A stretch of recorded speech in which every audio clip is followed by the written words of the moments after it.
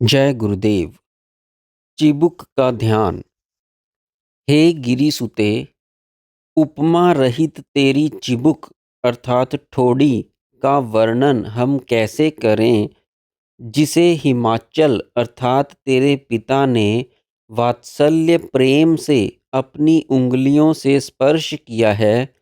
गिरीश ने अधर पान करने की आकुलता से बार बार उठाया है और जो उस समय ऐसी प्रतीत होती है मानो वह शंभू के हाथ में मुख देखने के लिए उठाए हुए दर्पण का रास्ता हो।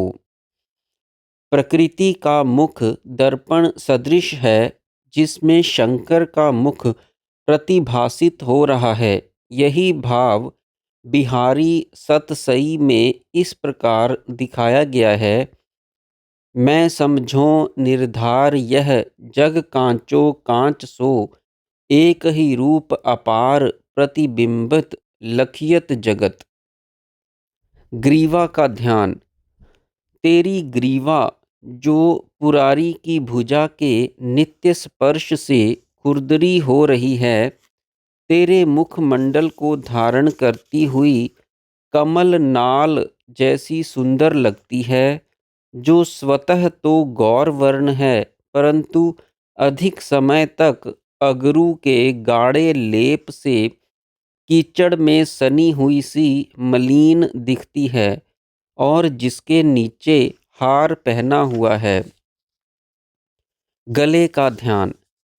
हे गति गमक और गीत में निपुण, तेरे गले में पड़ी हुई 3 रेखाएं जो विवाह के समय बांधी गई 3 सौभाग्य सूत्रों की लड़ियों से पड़ गई हैं, ऐसा प्रतीत हो रही हैं मानो वे नानाविध मधुर राग रागिनियों के तीनों ग्रामों पर गाने से उनके स्थिति नियम की सीमा के चिन्ह हों। गान विद्या के अनुसार प्रत्येक राग में गति, गमक और गीत 3 अंग होते हैं। गति चाल को कहते हैं, गमक सुरों के आरोह अवरोह को कहते हैं और गीत तीनों सप्तकों के सुरों के क्रम को कहते हैं। संगीत 3 ग्रामों वाला होता है, जिसके नाम षडज, मध्यम और गांधार ग्राम हैं। जिस ग्राम पर कोई राग गाया जाता है, उसका आरंभ और अंत उसी ग्राम के सुर से होता है। अर्थात षडज ग्राम पर गाने वाला अपने राग का आरंभ षडज से करेगा और षडज पर ही समाप्त करेगा। इसी तरह मध्यम और गांधार ग्रामों पर गाने वाले के राग मध्यम अथवा गांधार स्वर से ही उठाए जाएंगे और उसी स्वर पर समाप्त किए जाएंगे।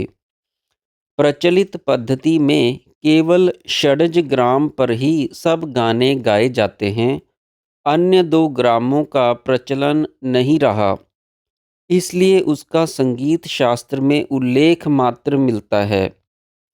प्राचीन काल में उनका प्रचलन होगा।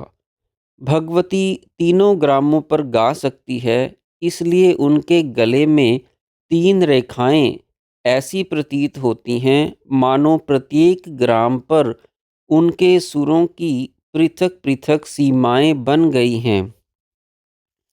4 भुजाओं का ध्यान।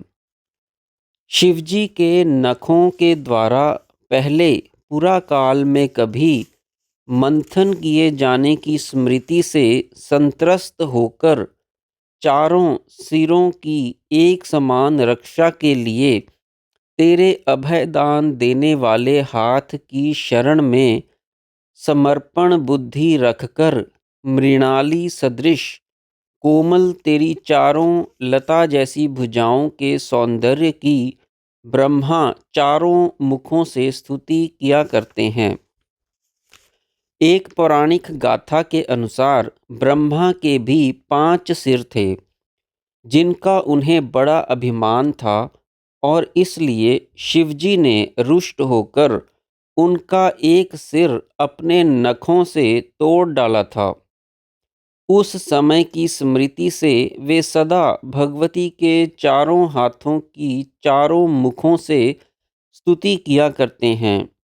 इस आख्यायिका का अभिप्राय यह प्रतीत होता है कि ब्रह्मा के चारों मुख चार वेदों से प्रकृति के हाथों की कृति का व्याख्यान करते हैं। जब ब्रह्मा को सृष्टि बनाने का अहंकार उत्पन्न हुआ तो उसे शिवजी ने तोड़ दिया। वही पांचवा सिर था। हाथों का ध्यान। हे उमे, तेरे हाथों की कांति का कहो कैसे वर्णन करूं, जिनके नखों की द्युति नव विकसित कमल की अरुणिमा का परिहास करती है।